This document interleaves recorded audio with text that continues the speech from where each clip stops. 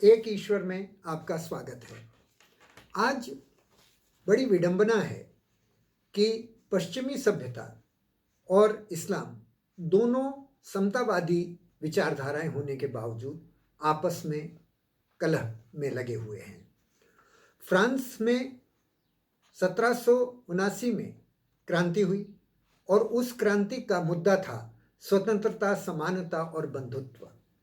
लेकिन इसके बाद यानी समानता के विचार को उद्घोषित करने के बाद फ्रांस ने अफ्रीकी देशों पर अत्याचार किया, उनके ऊपर कब्जा किया, उन्हें उपनिवेश बनाया और तमाम प्रकार की बर्बरताएं की, जैसा कि आप इन चित्रों में देख सकते हैं।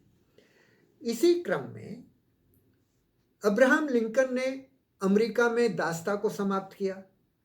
द्वितीय विश्व युद्ध में विंस्टन चर्चिल अमेरिका गए और राष्ट्रपति रूजवेल्ट से सहयोग मांगा। उस समय रूजवेल्ट ने उनसे कहा कि हम आपके साथ तब जुड़ेंगे जब आप भारत आदि उपनिवेशों को स्वतंत्रता देंगे। इस प्रकार अमेरिका के पूर्व में समानतावादी विचारधारा बड़ी सुदृढ़ रूप से थी।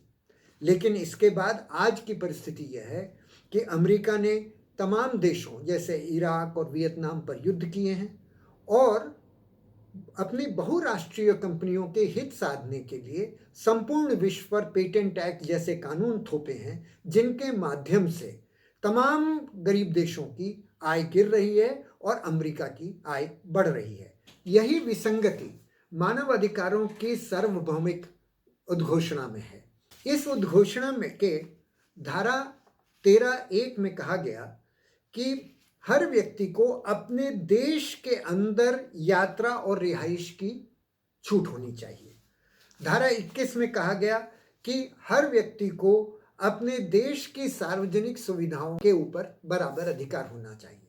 प्रश्न यह है कि यदि संपूर्ण मानवता एक है तो फिर व्यक्ति को केवल देश के अंदर यात्रा करने की छूट क्यों, उसको पूरे विश्व में यात्रा करने की छूट क्यों नहीं है? और यदि मानवता एक है तो किसी भी व्यक्ति को विश्व के सभी देशों की सार्वजनिक सुविधाओं के प्रति अधिकार क्यों नहीं? इस प्रकार पश्चिमी सभ्यता ने अपने देशों के अंदर समानता स्थापित की, लेकिन दूसरे देशों के प्रति घोर असमानता स्थापित की। नतीजा यह है कि कुछ देश अमीर हैं और दूसरे देश गरीब हैं, यद्यपि मानवता का नारा दिया जा रहा है। इस्लाम की स्थिति बिल्कुल इससे विपरीत लेकिन फिर भी समान है।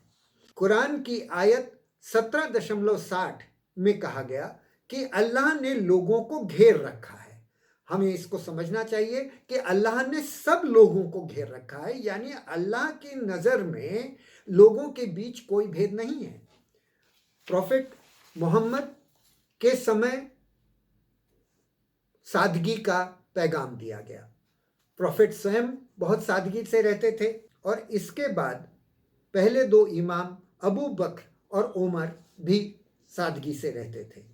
लेकिन लेस्ली हेजल्टन की पुस्तक आफ्टर द प्रॉफिट्स में बताया गया कि तीसरे इमाम उस्मान के समय परिस्थिति बिल्कुल बदल गई।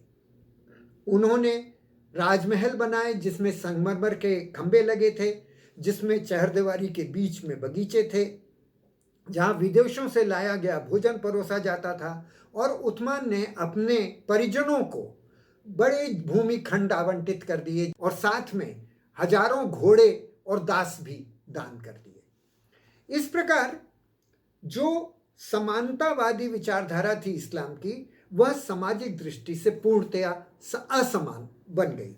वर्तमान में यही परिस्थिति आज भी विद्यमान है। सऊदी अरब के आलीशान महलों के चित्र आप इस प्रकार देख सकते हैं।